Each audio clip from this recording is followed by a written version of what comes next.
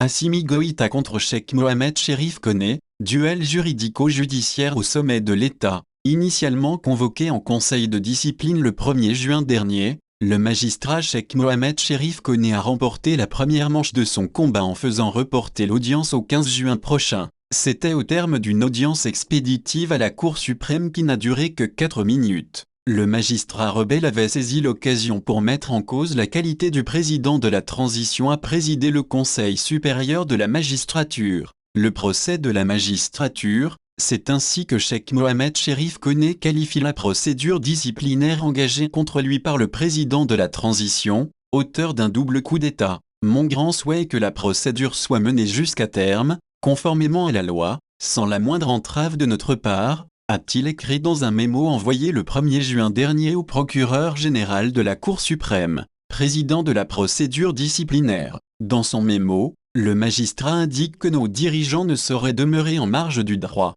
car, à son avis, ce serait une démission pour les membres de nos organisations de rester inactifs et muets face aux atteintes les plus graves à l'indépendance du pouvoir judiciaire, aux règles de procédure, ainsi qu'aux libertés et droits fondamentaux consacrés par les instruments internationaux et notre Constitution. En effet, c'est en sa qualité de président de l'Association malienne des procureurs et poursuivants, AMPP, que Cheikh Mohamed Cherif Koné avait dénoncé la procédure conduisant à l'arrestation de l'ancien Premier ministre Soumelou Boubèye Maïga et l'ancienne ministre des Finances Bouaré Fili Sissoko, dans l'affaire des équipements militaires. Cette prise de position lui avait valu d'être limogé, en septembre 2021, de son poste de premier avocat général près la Cour suprême du Mali. Mais Cherif Koné ne désarme pas. Au contraire, le magistrat assure qu'il est hors de question pour lui de cautionner la violation des principes et règles de démocratie de la part de quiconque, y compris d'un président de transition. Pour le magistrat convoqué, la qualité du colonel Assimi Goïta,